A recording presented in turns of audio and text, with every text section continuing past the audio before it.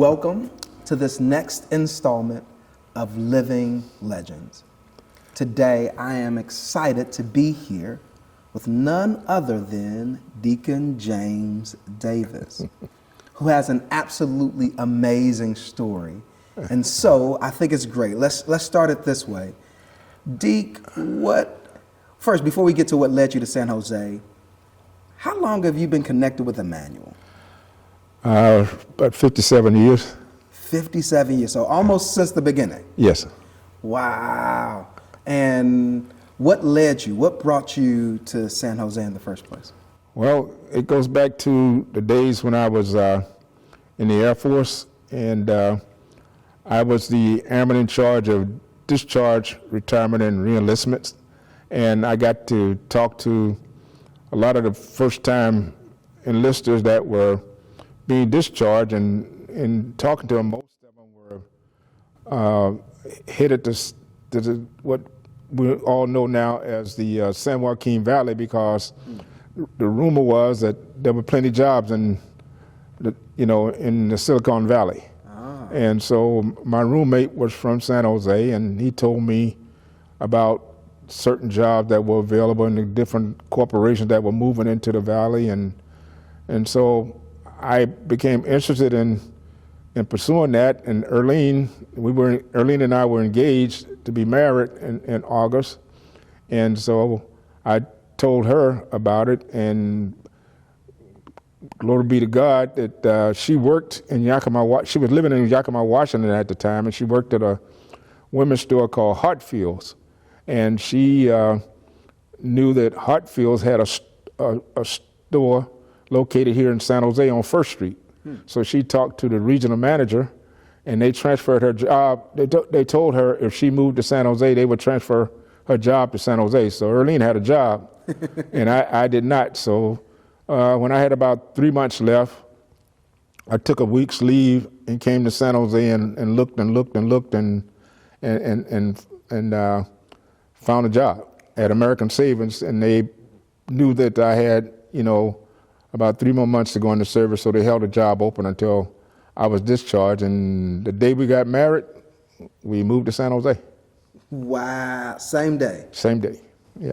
Wow. So I'm imagining then you're still able to see at this time. At what point did you kind of lose your sight? Well, I've always considered myself able to see. Okay. When you ask a question like that, but let me explain what I mean. Please. When I was in, the school I went to was located. I grew up in Miami, Florida, okay. And the school that I went to was a school from 1st to 12th grade. So, you had the same teachers, and everybody knew each other. So when the teachers asked me to read or whatever, I almost had to put my nose down on the paper in order to see what I had to read. So I've always had poor eyesight. Okay.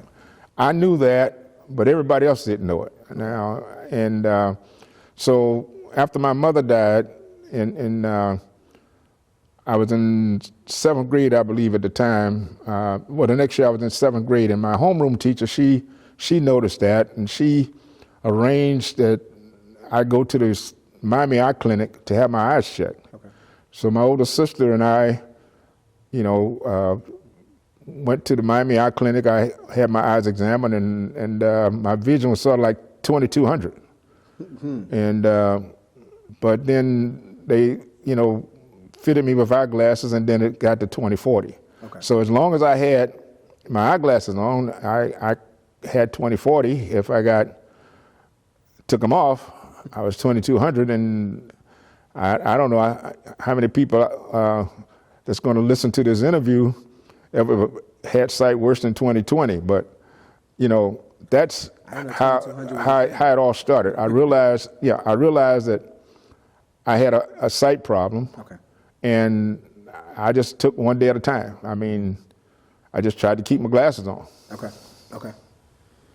So then you keep your glasses on, things are progressing, and does it progressively get worse, or does it not really get all that bad?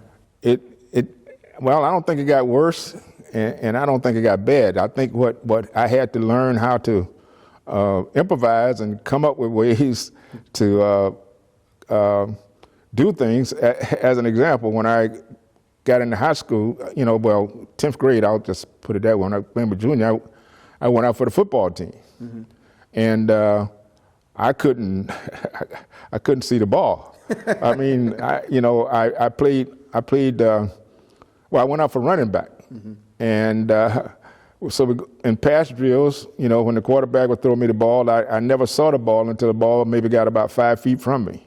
Wow. And by that time, long story short, if the quarterback threw me 10 passes, I missed all 10. Okay, and so the football coach, he pulled me to the side and told me I would make a pretty good guard. So I started playing guard. That way I didn't have to handle the ball. But the point I'm trying to make is I noticed that when I did things, and that was just one example, playing football, but I used to go out to the golf course and caddy to earn money on the weekends. And, when the person I was caddying for hit the ball, I never saw the ball. And so I realized then that I had a sight problem, that even with the eyeglasses on, I had difficulty seeing a golf ball. And so I just started learning how to do things to help improvise. As an example, I know when people watch football games, they a lot of guys get called for holding, but I think I was the best person at holding somebody that the referees didn't see in it, because I learned I could run fast, and so the coaches, I played guard on offense and cornerback on defense. And so when I defended somebody, I just always was able to catch them in their move and so forth, and I had a way of grabbing onto them. And, the referee, I never got caught. I'll just say it to you like that. I never got caught holding, but I knew how to hold pretty good. And that's the way I defended the receivers coming in my direction. In fact, I only intercepted one pass during the 3 years I played high school football, and I intercepted that pass, but I never saw it coming to me.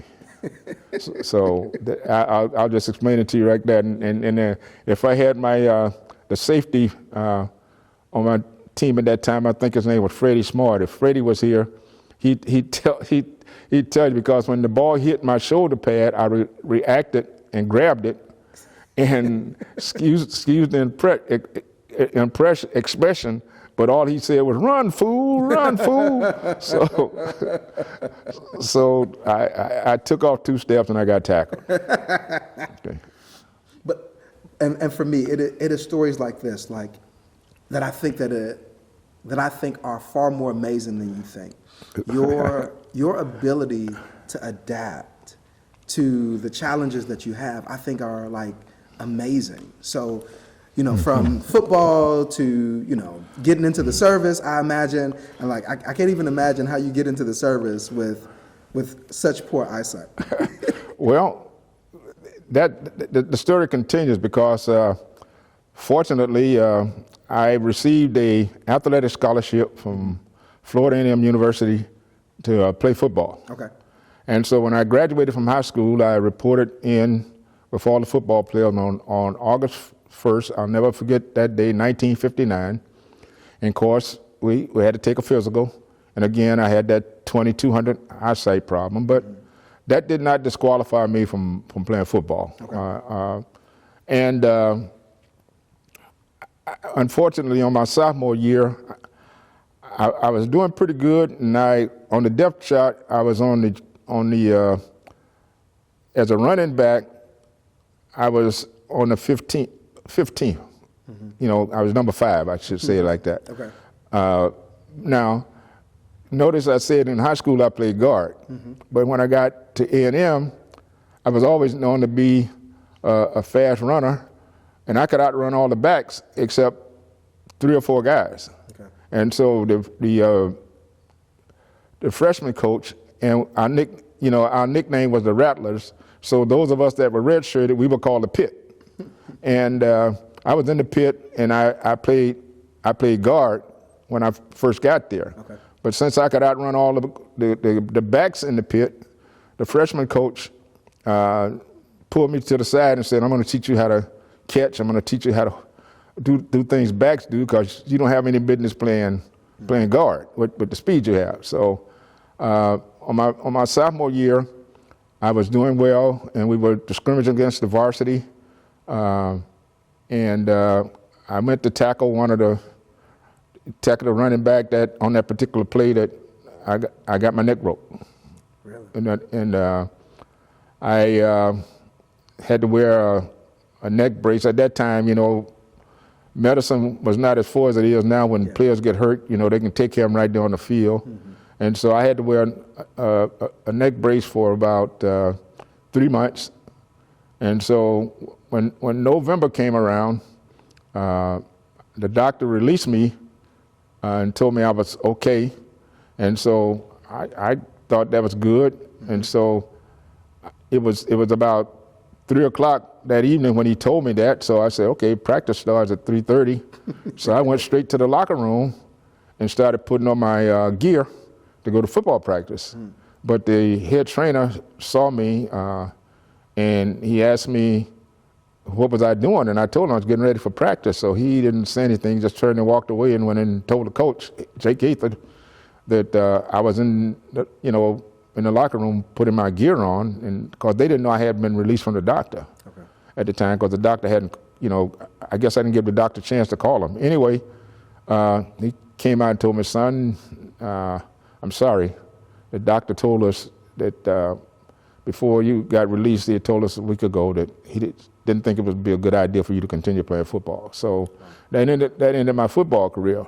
Now, when you talk about that, not only did it end my football career, that summer when I was at home, I received a letter from the athletic department saying that they would no longer honor my scholarship. Yeah. So now, this was in 1959 when things were going awry over in Cuba, and jobs were hard to find in Miami, because what I had thought of, if I could go back to school, and I was in ROTC, and it was going to be my junior year, I could get into the advanced ROTC, and I could earn money and kind of work my way back, through school. Yeah. But I couldn't find a job and so forth, so to earn some money and so forth. So my brother, he had finished high school that year, and he had joined the Air Force. Well, I had talked to the ROTC commander and told him I probably should go into the Army. And since I had 2 years of ROTC, how could that help me by going into the Army? And he told me, yeah, I would be eligible to become an E3 rank. And so he told me to just go down and tell him, who I was and show him my transcript and so forth. And all of these things would happen. Anyway, I did that, took the test, and then they had me stand in line with the rest of the volunteers or draftees that they had there, and had me read that chart, and there was that 2200 again. So they told me that I did not qualify medically because of my sight. So I went home, and then my brother, he was telling me about when he was leaving for the Air Force and everything. So I went back down to the recruiting station about a week later, and I didn't say anything to anybody. I just stood in that area where they did the eye test. And so, like, if they would say, Pastor Reynolds, read chart A, and you said X, Y, Z, and then they would ask somebody else, read chart B, and they would say A, B, C, and so forth. So long story short, I memorized the 4 eye charts that they had hanging up on the wall by what the person said to read them, because they were getting 20/20. So I went back a week later, and they said, okay, Davis, read chart A. So if Pastor Reynolds had chart A and you said A, B, C, I said A, B, C. And I got 20/20. And so that's how I got into the Air Force, is by memorizing the eye charts and so forth. Now, that had its consequences, because when it's time to be get discharged, 'cause like I said, I worked in discharge and reenlistment. You also had to take a physical to get discharged. So I had to sign a waiver to the government that I would not sue the government or try to receive a disability retirement based on my eyesight, because what had happened to my eyesight happened prior to be enlisted into the military. It was not military related. Got it. So that's how that happened. But that's how I became a soldier. Wow. Okay. So we're not going to talk about the manipulation of the system. We're going to just talk about the ingenuity. Well, I call it survival. Right, but absolutely, right. Like how do we learn to survive? So you get through Army, Air Force. Sorry, get through the Air Force. You marry, move to San Jose, find a job. How do you get to IBM? Same thing. In the Silicon Valley, there were jobs popping up everywhere. So people were talking about, I knew some guys that moved up here from Mercer, where we were stationed at, that worked for PG&E, and they were all telling me that they had gone out to IBM and applied and got jobs, and they were looking for people. So I took off one day from American Savings and went out there myself, and I got hired the same day. Wow. Then when I went there and so forth, and I started working for IBM on April 25th, 1966. Wow. So then, 1966, you start, and then there's a point where it's almost like you become legally blind, where like now you can't see not even the 2200. Yeah.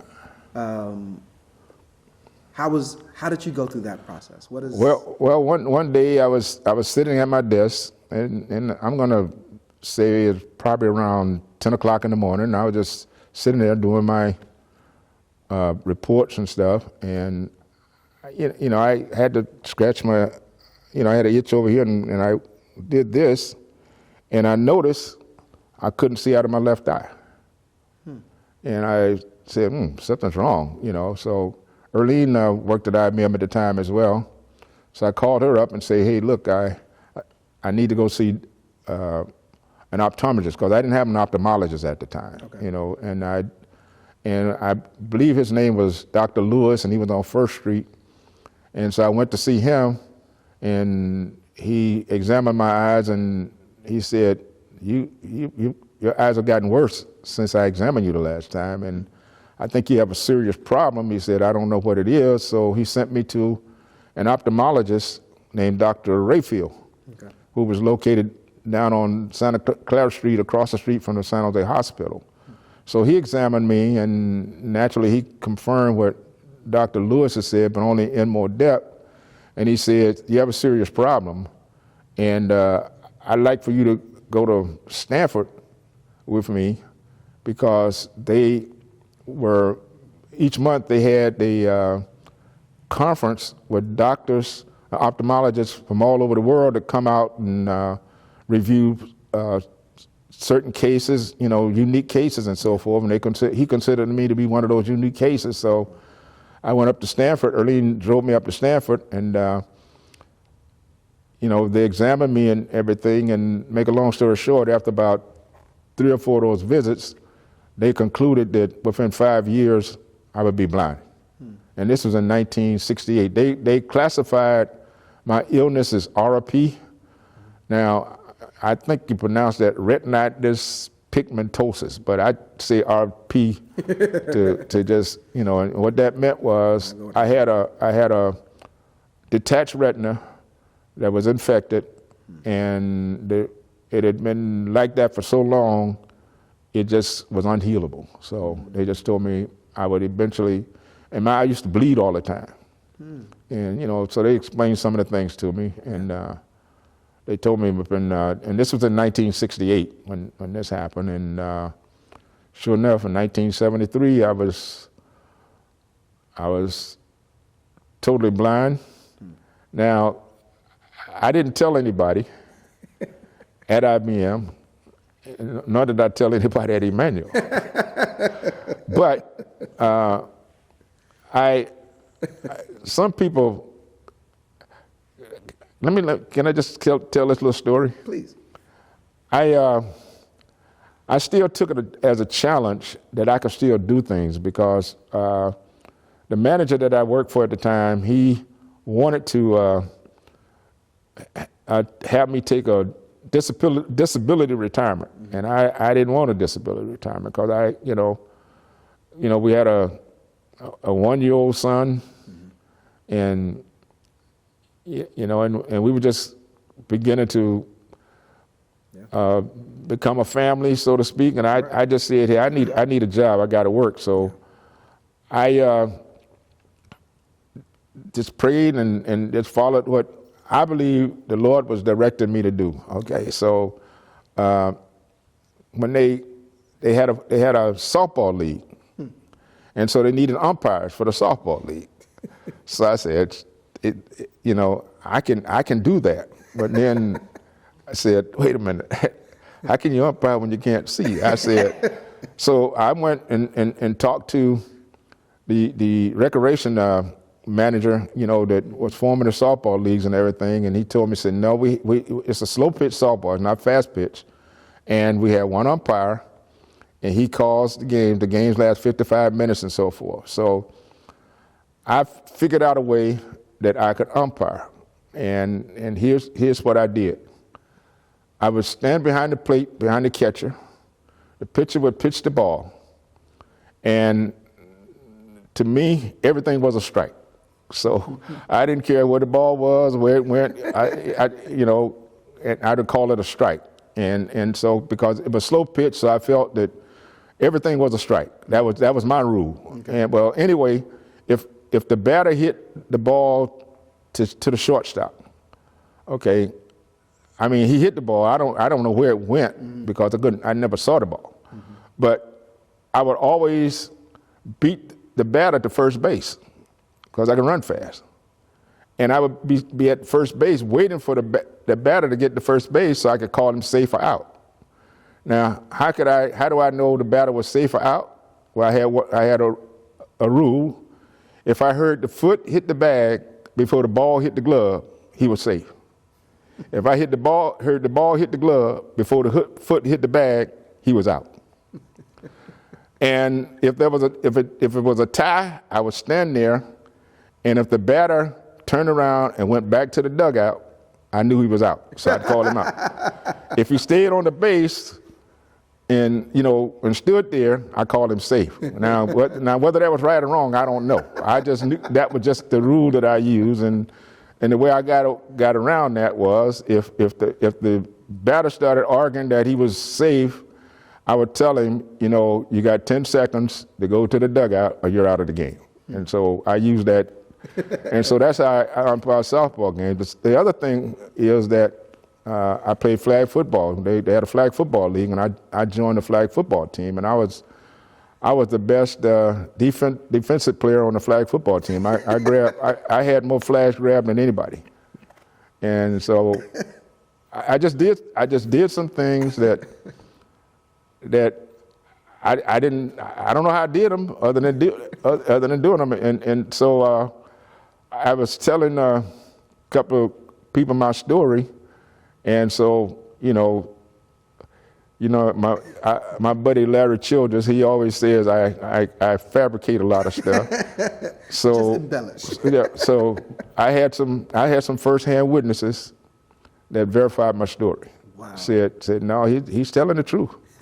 That's what I did. But there are other things I did. I played.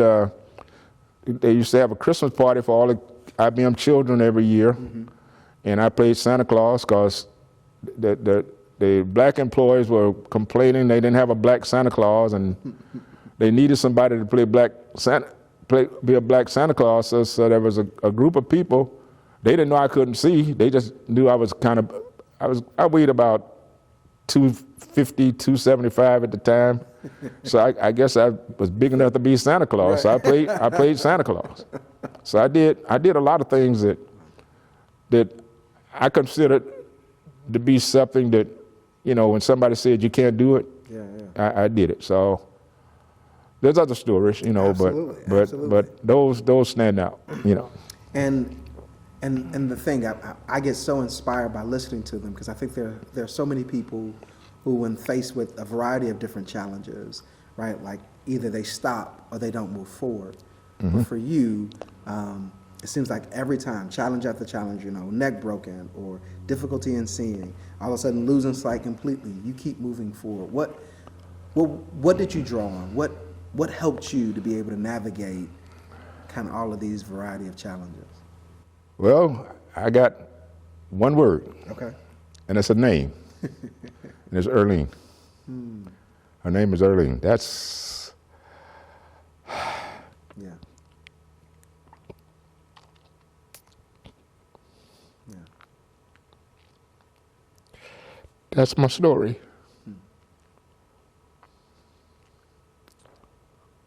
She's absolutely Excuse me a minute. not a problem.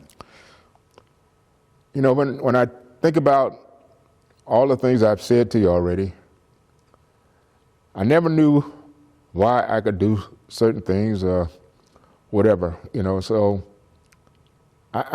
we met in the spring of 1962 when I came out to California, after I finished basic training. I was assigned to Castle Air Force Base down in Merced. And my roommate used to go to church in town, and he asked me to go, if I wanted to go to church with him that Sunday, because they were having what they call a homecoming, where old members come back and they, feast and everything like that. And he told me I'd finally get some home cooking, instead of military food that day. So I went to church with my roommate, and that's where I met Earlene, because she was playing the piano for the youth choir at church that day. And so I'll just make a long story short and said, I like what I saw, okay? So I asked her where she lived and everything, and the next weekend, the next Saturday, I went to visit her, Now, she finished high school that year. I was 20, and that summer I was 20, she was 18, and then she enrolled in Modesto College. But her father was a minister, so he got called to pastor a church in Yakima, Washington. So Earlene moved to Yakima, Washington with her dad, and so we didn't see each other for 2 years. Wow. But I got to admit, I wrote her a lot, and so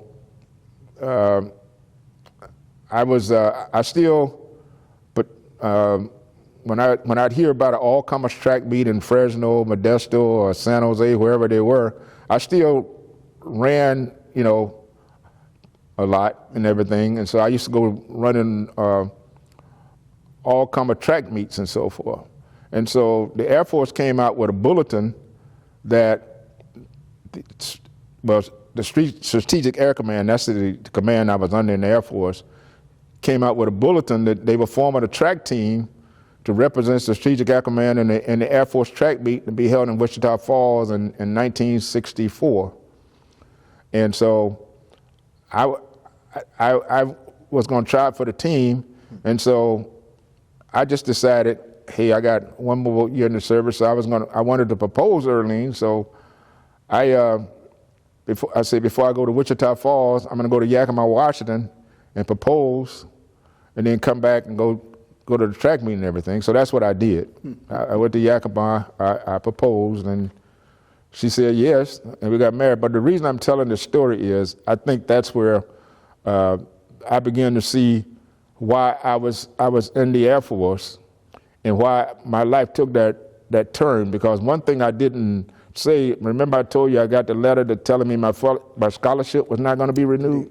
Indeed. See, my older sister tells me she was home that summer from Tuskegee, and she said 2 weeks after I joined the Air Force, a letter came to the house from the dean of the business school to me, addressed to me, saying, I understand your football scholarship was not renewed, but if you come back to school, I will ensure that you got an academic scholarship in the business department.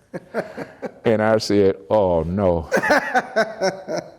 I'm in the Air Force now. If I leave, I'm AWOL. So I had to honor my Air Force contract. But I found out that, the reason I'm saying that is in response to your question.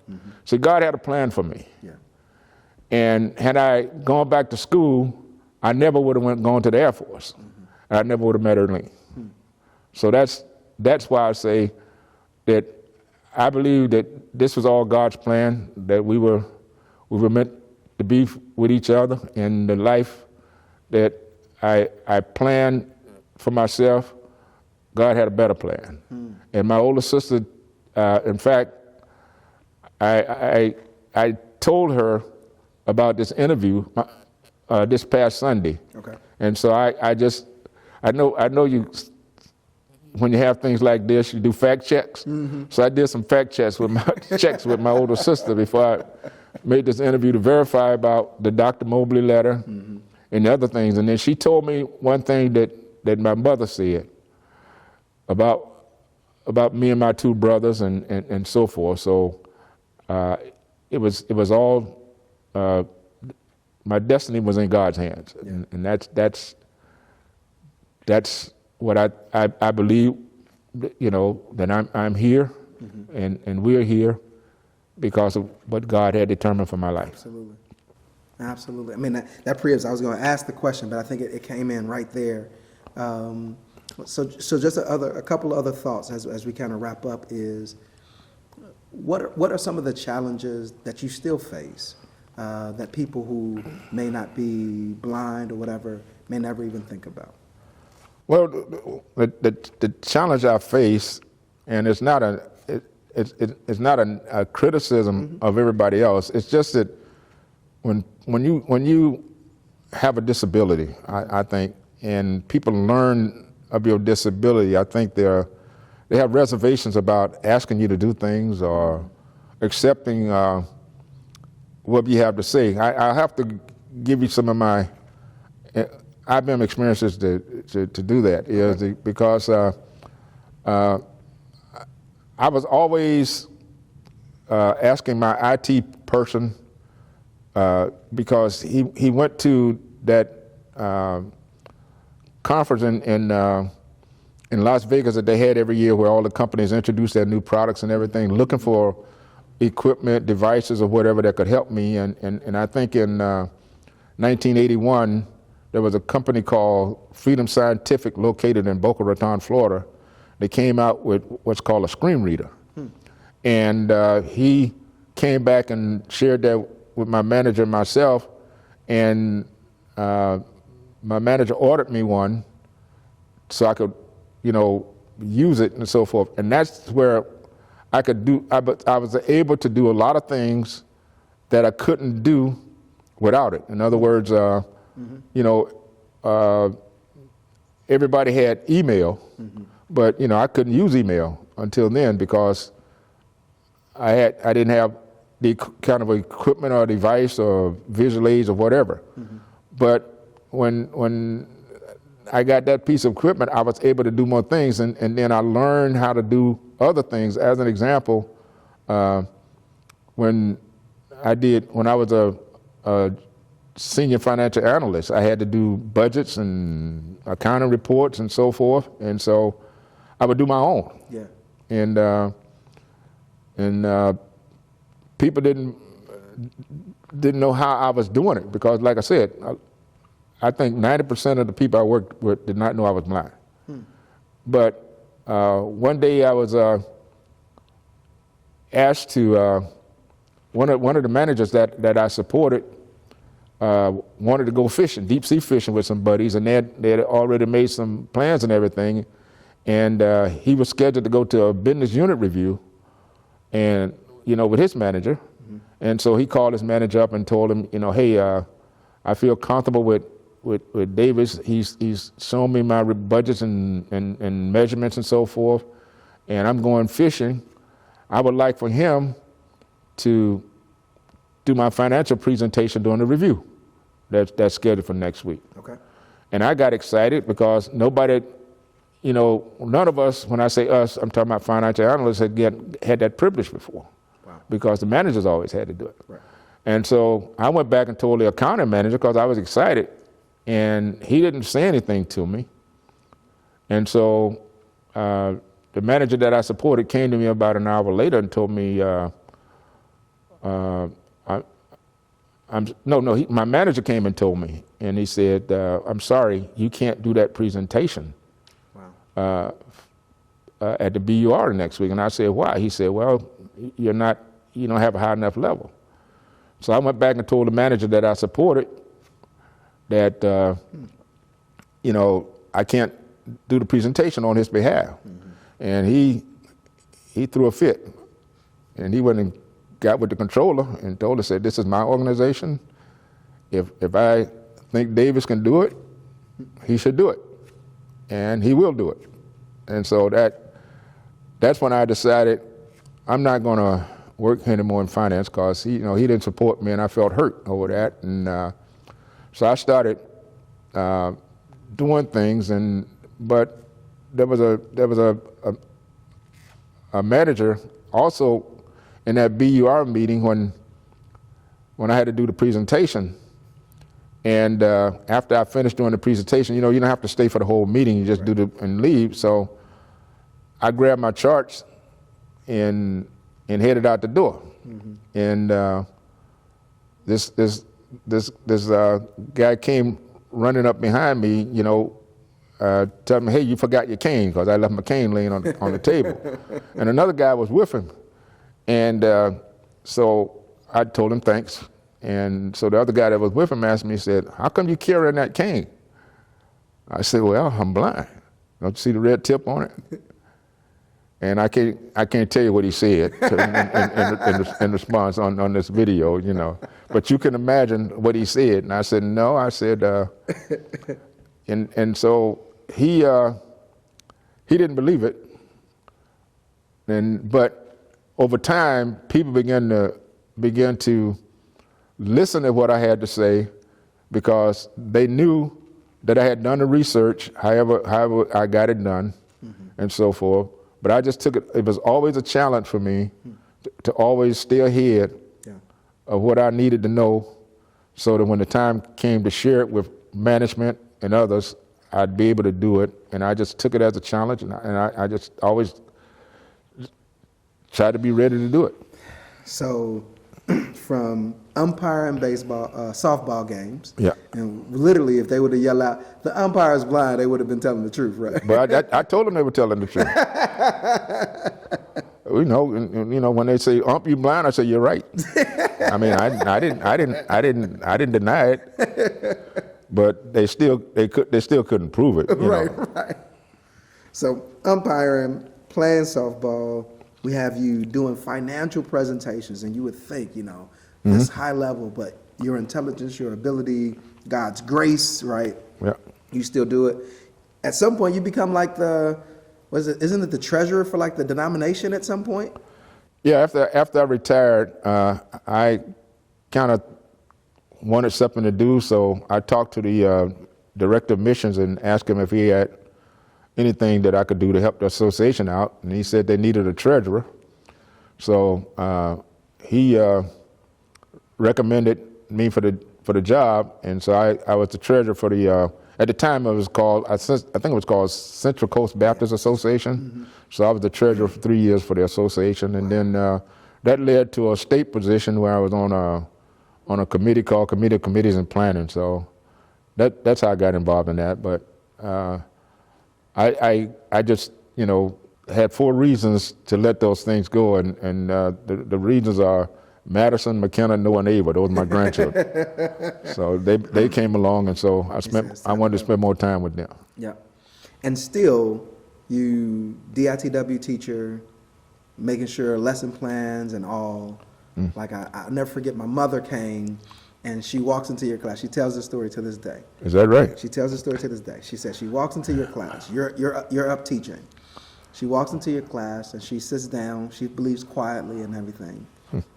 She says, you stopped the class and said, hey, I just heard somebody come in. Who is it? And she thought that she had got away. And he was like, oh, it's the pastor's mom. And he's like, oh, well, welcome, we're right here and everything. And you go right back to teaching. And she said, how in the world did he know that I had come into the class? And it's stories like that. Or my favorite story still is when we did our Bible study on the television show Kings. Yeah. And we're sitting in the sanctuary, we're watching television Kings. We go to talk about it, and you lift your hand and said, I think it's the woman in the red dress that threw everything off. Everybody in the Bible study is like, how in the world could you have known that she had on this red dress? Well, I think because Erling gets on me all the time on this, because I think the Lord blessed me with the ability to hear. And so I can hear conversations going on that night, because you had people break up into groups and they talked about what they saw and everything. So I just heard one group, when they were going over their assignment, I just heard somebody mention about the lady in the red dress. So that was just me. Like on some days when I wanted to play a practical joke on one of the secretaries at work or something, I would come in the morning and ask somebody, what color dress does so-and-so have on today? And they would tell me. So about 10 o'clock, 11 o'clock, I'd get up from my desk and walk around and just talking to people, and I would pass the secretary and I'd say, oh, you have a beautiful red dress on today. So I would do stuff like that just to have humor and have fun. But that was just the way I kind of, it helped me to not have a pity party about my disability and so forth. So, and it made people wonder, can he really see or not? I think that's why Larry gives me such a hard time, because I pull a lot of pranks on him, But that's, I don't think. Well, I know you mentioned a minute ago about it could be offensive when you mention things about people being handicapped or disabled. And I hate the word handicap. Okay, and I don't. And here's why. I hate the word because I don't consider myself to be handicapped. I have a disability. Yeah. And when I first started experiencing that, I didn't know how to accept it. And so I would always ask God why, until one day he came back to me and said, why not? And that taught me that I need to stop feeling sorry for myself and just live one day at a time and so forth. And that's where Erling comes in again, because I have to admit, there have been times when I've been frustrated about not being able to get some things done on time and so forth. As an example, when you said I know we use the term DITW, but just for the record, Sunday school. I'll just refer to something that I heard Pastor Tony say one time when he got up about he still uses the paper Bible when most people use phones. Well, I don't have a paper Bible and I don't have a phone Bible. So what do I use?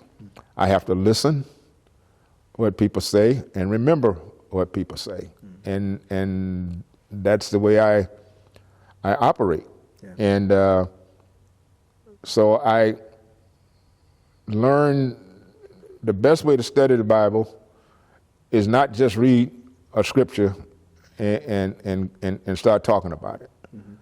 As an example, if we had a lesson on well, I'll just use it this way. I know you've been talking about evangelism for the last 2 or 3 months.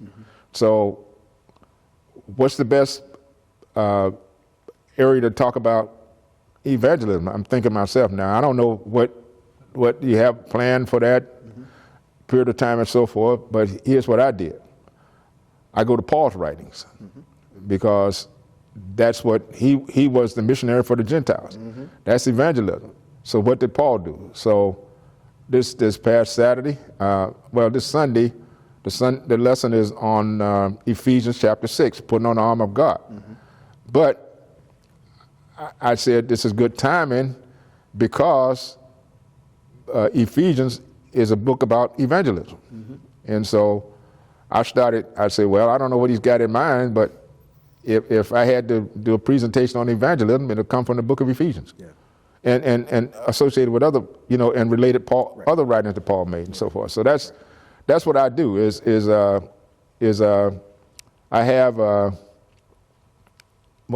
know a lot of people will give me what's called a reading book, and have those, you know what I'm talking about, those books that you read. And I don't use those because you can listen. I can listen to it reading, but if it's something that's not clear to me, I have no way of playing it back and so forth. So that's why I like to use my screen reader. Yeah. I would have somebody, Erlene or somebody, take the document I have and make me a document file out of it or something like that, and then I'll have my computer read it to me. Yeah. See, and that's just like me reading it, and not somebody reading to me. I got you. Because I can stop it and listen to it and ask questions and, well, I know you say I talk to myself, I do, but and I'll ask you or someone else about a question I have, and that's how I study. So I don't have a paper Bible, I don't have a app, but my saying is you should carry your Bible with you wherever you go. Absolutely. It's good to carry it in your hand. It's better to carry it in your head, and it's best to carry it in your heart. Yes, sir. And that's why I try to carry it in my heart. That was the word of the Lord yesterday. The verse of the day was, hide thy word in thy heart that I won't sin against thee. Yeah. Psalm 119. So, yeah. Absolutely. Well, it has been absolutely amazing. As we prepare to kind of close out, if there was any way that you would want people to remember your story, like somebody else that may be dealing with a disability, somebody else that may be challenged, what would you want them to glean from your life?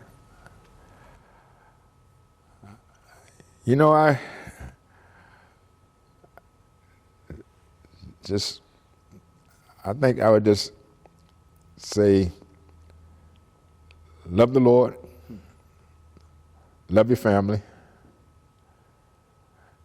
your biological family especially, and your church family, and in that order. And you'll be successful. Yeah. And it's one thing that I want to be remembered as, not as a deacon, but as a servant of God. Yeah. That's what I want to be remembered at.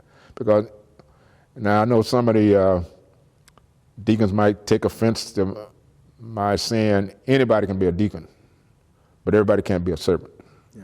And that's what I learned. And one of my fondest memories of being a servant at this church, and I won't call any names, but there are 4 young ladies in this church. When they got ready to get married, they came to me and said to me, my father is deceased, or I don't have a father, and I'd like for you to walk me down the aisle during my wedding. Those are things I want people to remember about me and what God has done for me. He has allowed me to do things that are out of the ordinary, that are over and beyond what I think the standard things that we do. We say, well, one of the ordinances of the church is serving communion. Well, you're automatically going to do that every first Sunday if you're a deacon in this church or any Baptist church. That's just part of it. But will every young lady in the church have that much respect for you to come to you and ask you to be with them on what probably is the most exciting day of their life? Yeah. That's just one example. Yeah. And so I'll never, those are 4 memories, and when I say 4 weddings, I'll always cherish the memory of that and so forth. But then again, love God, love your family, love your church family, and just move on from that point. Yeah. And that's what I try to do, and just be a servant. Thank you. Not be served, be a servant. I'm still inspired by your story, and I know there are plenty other stories we didn't even get a chance to touch on. Yeah. But I hope that you know that you are an inspiration to me, Okay, thank you. and I appreciate you taking this time to just answer a few questions on tape. Well, you're right. I could go on because you know I love talking. But I appreciate your mother's story. But I have a habit, because people, when they learn that I listen and so forth, like when I had a classroom in the Family Life Center down on the end, there's no carpet on the floor. So when I hear people coming, I can tell who it was by the footsteps. Wow. And so when they walk in the door, I would say, "Good morning," whoever it was. And then they would stop and say, "How did you know it was me?" And I just say, "Well, I know. I just know." And then there was one lady in my class. She would come in the door, and I don't know why she had the habit. I'm visualizing this is what she was doing. She'll grab the chair by the back and snatch it out, and then once she lets it go, it plops on the floor. And I would tell her, I'd say, "Hey, you don't have to treat the chair so bad," and call her name, and she never wondered. So I think people have habits, and they call for whatever, and I recognize the different sounds I hear people make. And maybe I shouldn't say this because people stop being. There was one lady, she always come up to me, and she would just stand there and clear her throat or something, expecting me to know who she was.